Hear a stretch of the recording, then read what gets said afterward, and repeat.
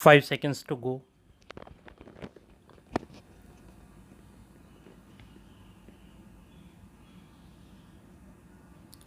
Start. Assam is one of the most beautiful parts of India. Here we have the biggest river and sprawling mountains, green fields, and big dense forests. All these go to make this part of the country beautiful, but they also make communications difficult. We are trying and we hope we shall succeed in maintaining the beauty and at the same time improving the communications. The Communications Ministry has under contemplation the opening up here of a number of post offices and telegraph offices. It is also proposed to have landing grounds for aircraft in convenient places where other means of communication cannot be opened. When the partition came more than 50 years ago, the country was in a very difficult position regarding food. We are importing a huge quantity of food grains from foreign countries. Thank God we are now nearly out of the wood and are able to produce enough for our needs. In the same way, we hope we shall be able to surmount other difficulties which still confront us. That has been possible because the people as a whole have realized the importance of self sufficiency in the matter of food. They have all helped in producing more. There is no dearth of cloth now in the country. I am hoping that any other difficulties that we still have will be solved without much delay. After all, our independence is only 6 years old, and what was not achieved, not even thought of for such a long time, has been achieved within this period.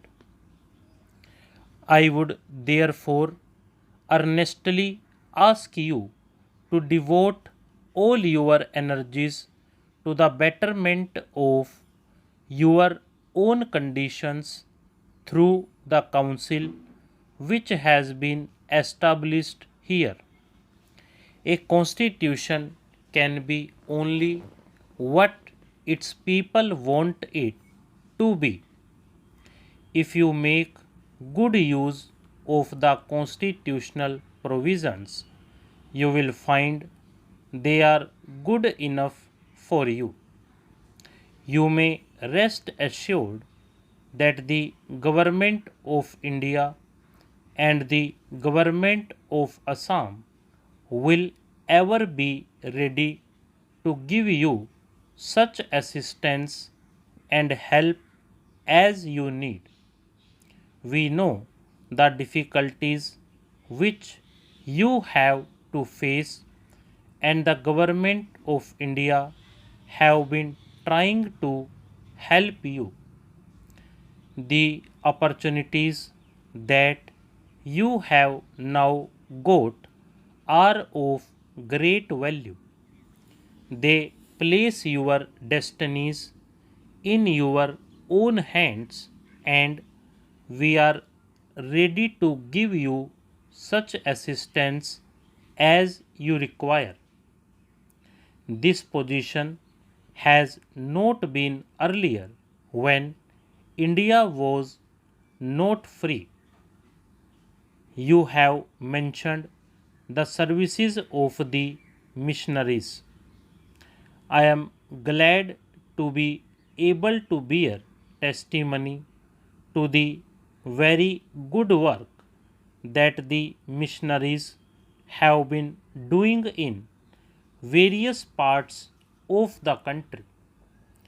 I have before this borne testimony to this fact on several occasions. I am therefore not surprised that you have spoken so highly of them. I would only suggest most respectfully one consideration for them. All of us, whether Christians or non Christians, appreciate their services. But as Mahatma Gandhi used to say, we would have appreciated their services all the more if they had not been conditioned by one thing and rendered purely out of love for you and not with a view to conversion. But that is a point which they have to consider. Our Gita tells us that our objective should be to do, to serve, leaving the results in God's hands. It tells us not to hanker for results but only to serve. If the service had been rendered in that spirit, it would have been still more welcome. Our Constitution pledges itself to give freedom to every individual in the country to have any faith he likes. A Christian is as dear to India as a Hindu or a Muslim or a follower of any other religion.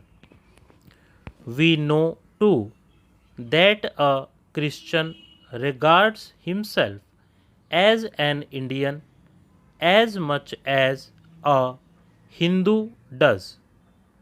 That has been one of our great points, not only now but since time immemorial. To you who live in these hills, it is not necessary to point out that for reaching a peak you can go by several routes. We want everyone to feel that the peak is his and he can reach it by any route that he chooses. Therefore, there can be no objection to any Christian preaching Christianity to Indian Christians or even to non Christians, and the government is determined to give full effect to these provisions of the Constitution. I know that for some time past, some kind of agitation with regard to missionaries has been going on. There is no objection to any Christian preaching his religion. If any objection has been taken, that is not due to the preaching of Christianity but due to other kinds of activities which some of them have been allegedly carrying on. there is even less objection to any social service which anyone has to render to the people. But at the same time, we expect that those who come to our country for this purpose will confine their activities to preaching alone, and if that is done, there can be no difficulty whatsoever there. Stop.